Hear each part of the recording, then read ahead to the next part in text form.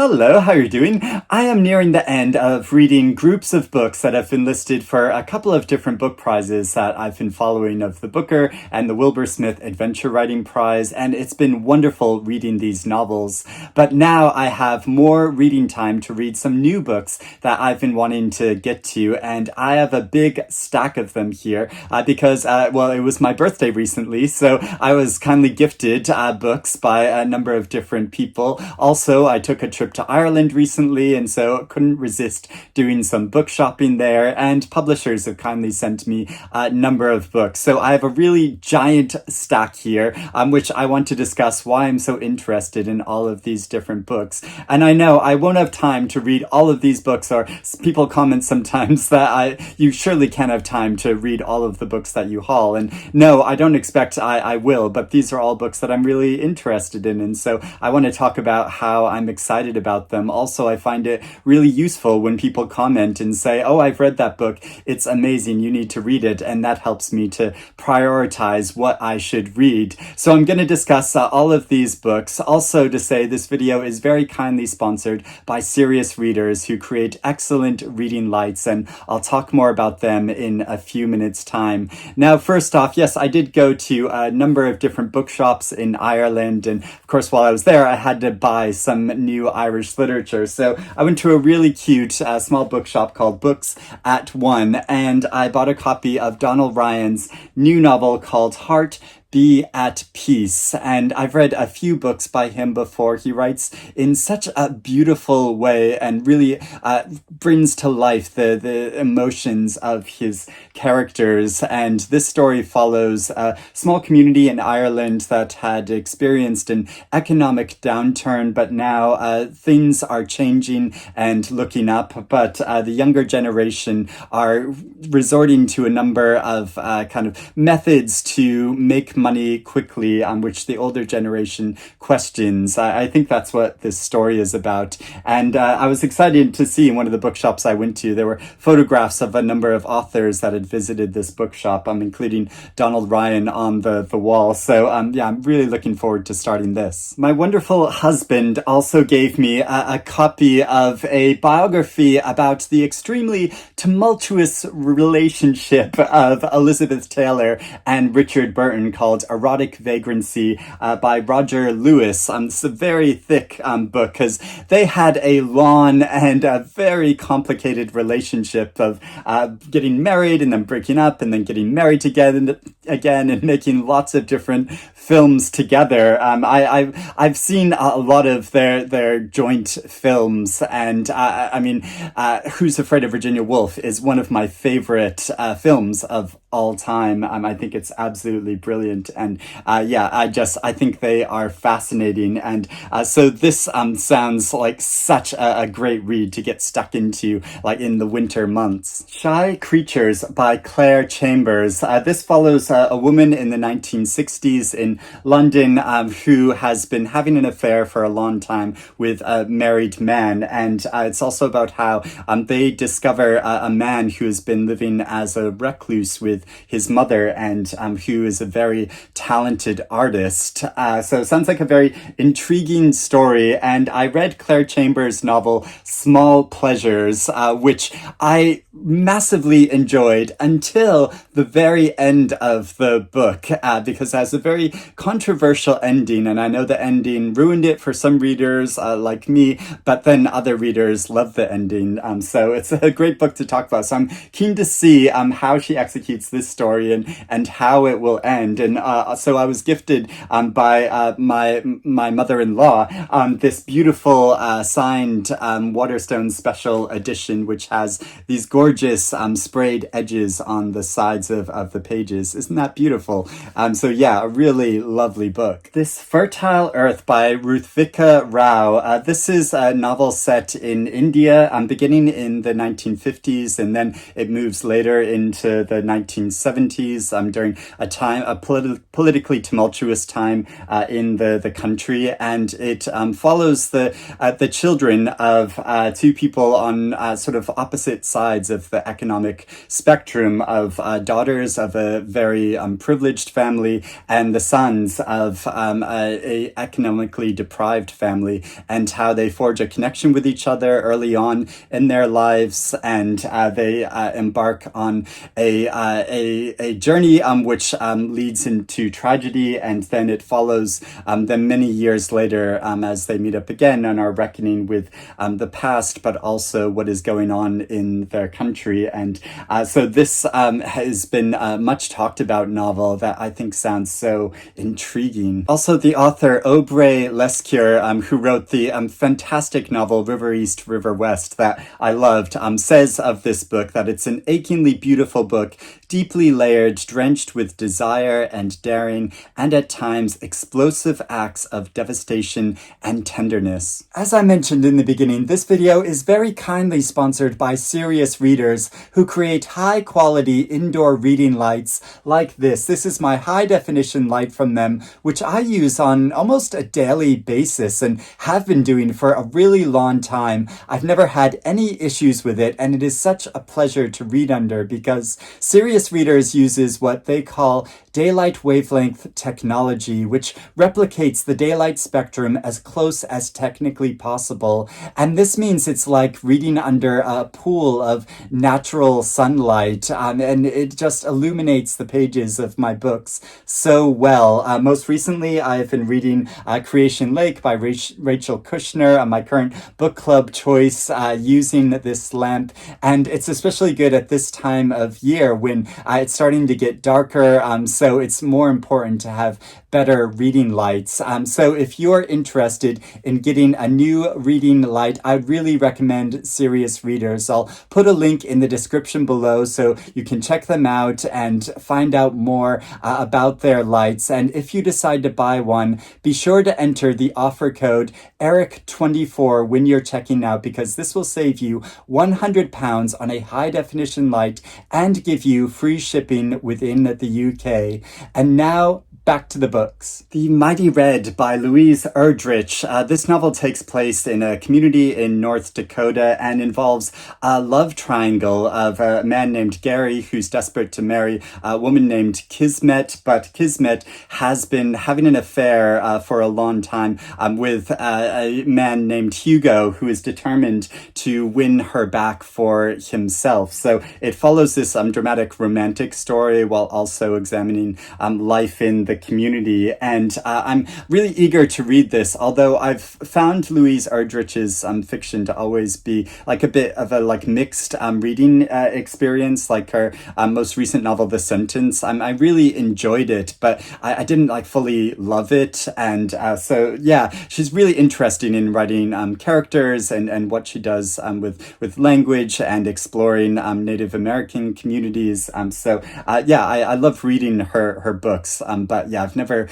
fully fallen in love with any of them, though I've never read her Pulitzer Prize winning novel, The Night Watch, so I know I really ought to do that at some point. A new Irish novel, which is one of the most hotly anticipated books of September, is Sally Rooney's new novel, Intermezzo, which follows the lives of two brothers who are very different from each other. One is a lawyer in his 30s living in Dublin, and the other is a champion chess player in his 20s, who's a very solitary individual, and they are dealing with the grief of the loss of their father, and it explores their different romantic entanglements and connections with other people. And I am a big fan of Sally Rooney's fiction, so I'm really looking forward to this. And it's quite a long novel. It's 440 so pages long, and also look at the inside. It's like a chessboard. Half Swimmer by Katja Oskamp. This is a novel about a young woman growing up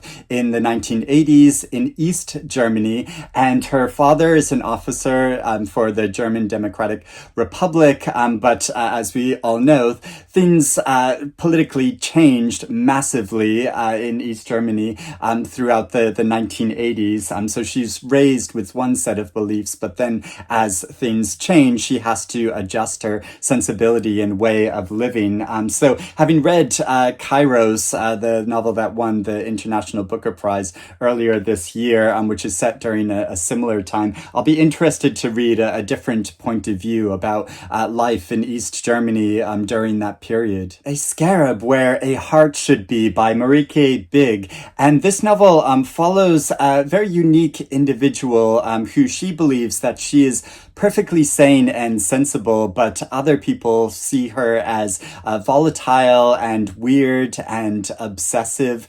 And it's about the tensions in her relationships with her husband and her good friend, and whether her very determined way of living in this very singular way will break the relationships she has with other people. And I've always found it very interesting, this thing about people that have a certain sensibility and way of living which is kind of very different from the other people around them, and how to themselves seem perfectly normal, but other people see them as weird. And so I'm really keen to see how that is dramatized and represented in this novel. If Only, this is a very early novel by the great Norwegian author Vigdis Hjorth, which has only just been translated and is being published in English for the very first time. I think it was originally published way back in 2001, and it follows a woman who is 30 years old, who married at a relatively young age and has 2 children, and she is convinced that she is doomed and is going to be heartbroken, and she is confessing this in her diaries, but then has to go about her everyday life. So it's following this woman at this kind of crisis point in her life. And I absolutely loved Hjorth's novel Is Mother Dead? That book really caught me emotionally off guard. I was so drawn into it and by its themes, and was just completely gripped by it. So I'm so keen to read more of her work. Medusa of the Roses by Navid Sinaki. This novel follows a gay couple in Iran who have been lovers for a very long time, but they've had to keep their relationship a secret because of fear of social and political persecution. But they scheme to find a way to be together openly. But before this is able to happen, one of the couple disappears and the other is left searching through the queer communities, underground queer communities in Iran, to try to track his lover down. This sounds like a really emotional and timely story. Next, I have a couple of new versions of modern classics. So first, Virago is reprinting Gloria Naylor's novel Mama Day, which was first published in the 1980s. And this is a story set in the American South, following a woman named Mama Day who has inherited the powers of her great-grandmother, who was a conjurer who freed slaves, and it's about her interactions with her niece. And so this comes with an introduction by Robert Jones Jr., and also there is a family tree at the very beginning of the book, and I just love it when novels have a family tree at the very beginning. Next, there is the very first graphic novel edition of William Golding's classic Lord of the Flies, that's been illustrated by Amy DeJean. And so this brings to life William Golding's novel, which I reread I think 4 or 5 years ago, and I found it incredibly powerful. I mean, much more powerful than when I first read it when I was a teenager. So I think it's excellent that this is being sort of given a new life in this version, and hopefully it'll encourage younger people, especially, to pick it up and read it, and then hopefully at some point, read the full text version of this amazing novel. But also, it'll be quite fun for me as an adult re-experiencing this story story in a much different version. Next, the great Argentinian writer Mariana Enriquez has a new collection of short stories called A Sunny Place for Shady People, and Granta Books, they're continuing with these very striking cover designs. So this is a proof copy of this collection, which is about